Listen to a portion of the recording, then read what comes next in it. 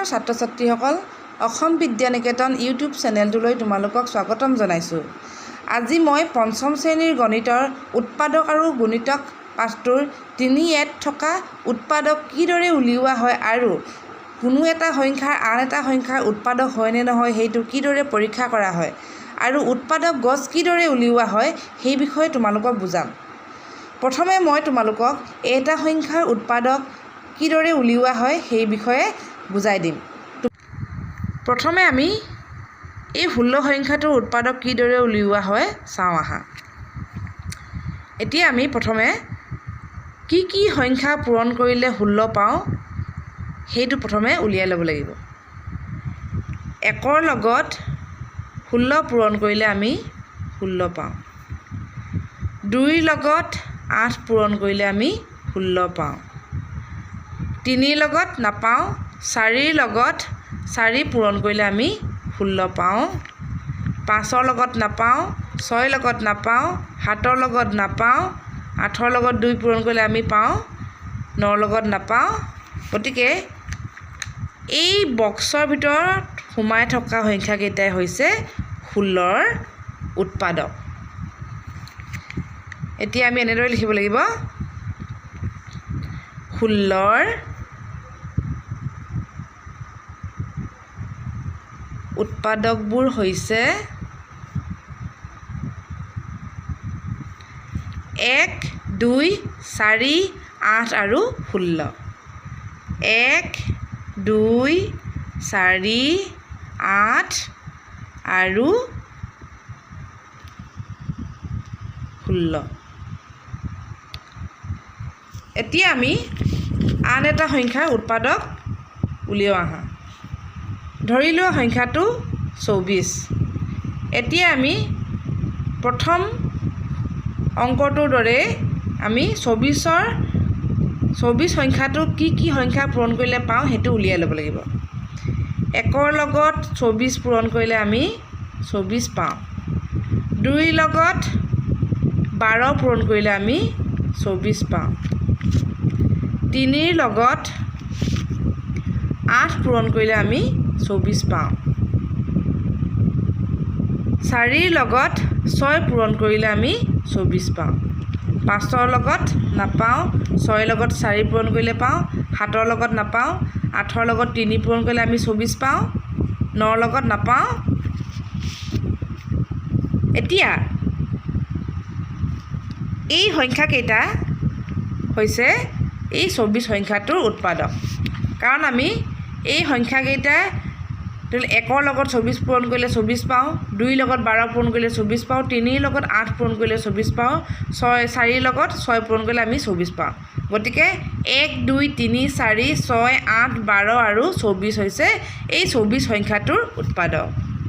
গতিকে 24ৰ উৎপাদকবোৰ হৈছে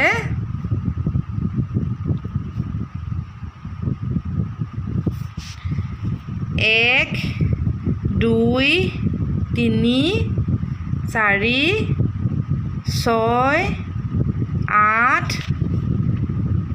12 আৰু 24। তোমালোকে এটা কথা মন কৰিবা, যিকোনো সংখ্যাৰে 1 আৰু সংখ্যাটো নিজে সেই সংখ্যাটোৰ উৎপাদক হয়। এতিয়া আমি বুজি পালোঁ যে এটা সংখ্যাক যিবোৰ সংখ্যাৰ পূৰণফল হিচাপে প্ৰকাশ কৰিব পাৰি সেইবোৰক সংখ্যাটোৰ উৎপাদক বুলি কোৱা হয়। আশা কৰিছোঁ তোমালোকে উৎপাদক কিদৰে উলিওৱা হয় সেই বিষয়ে ভালদৰে বুজিছা। এতিয়া তোমালোকৰ পাঠ্যপুথিত থকা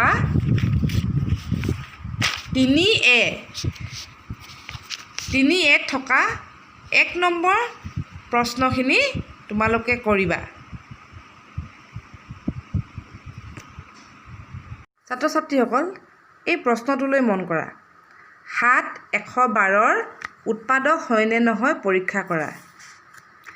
এতিয়া আমি এই প্ৰশ্নটোৰ উত্তৰ কৰিবলৈ হ'লে 7 112ক হৰণ কৰিব লাগিব।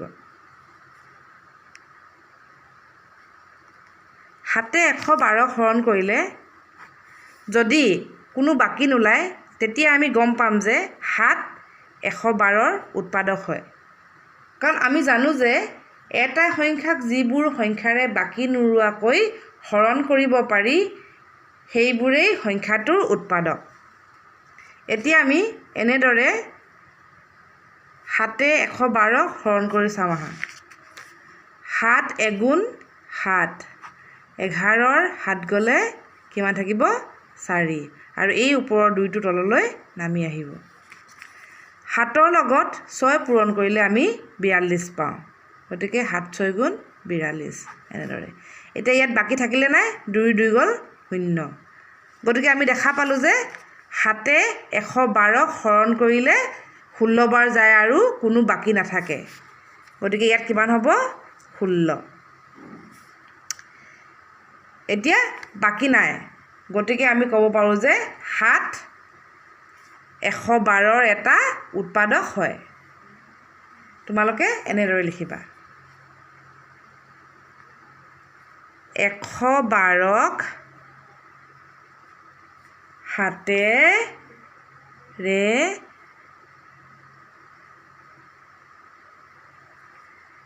বাকী নোলোৱাকৈ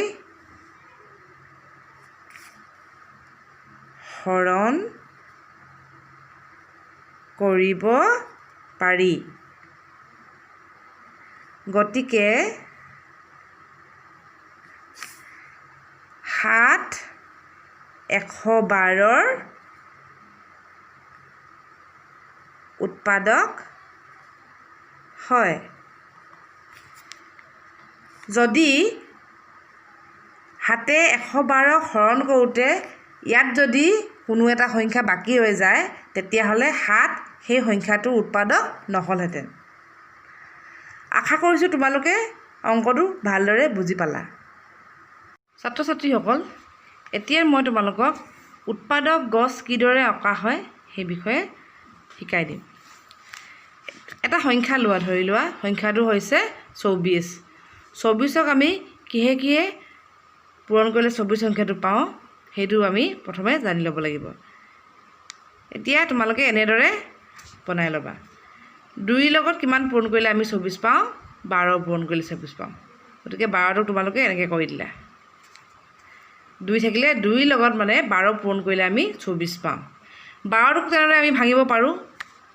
কেনেদৰে ভাঙিম 12টোক? 2ৰ লগত 6 পূৰণ কৰিলে আমি 12 পাওঁ। 2 6 গুণ 12। এতিয়া 6টোক আকৌ আমি আৰু সৰু কৰিব পাৰোঁ যে 2ৰ লগত 3 পূৰণ কৰিলে আমি 6 পাওঁ। তোমালোকে বুজি পালা নহয়? এতিয়া 24 পাবলৈ হ'লে প্ৰথমে কি কৰিব লাগিব? আমি 2ৰ লগত 12 পূৰণ কৰিব লাগিব। 12 পাবলৈ হ'লে আমি কি কৰিব লাগিব? 2ৰ লগত 6 পূৰণ কৰিলে আমি 12 পাওঁ। ঠিক তেনেদৰে 2ৰ লগত 3 পূৰণ কৰিলে আমি 6 পাওঁ। আৰু এনেদৰেই উৎপাদক গছ অঁকা হয়।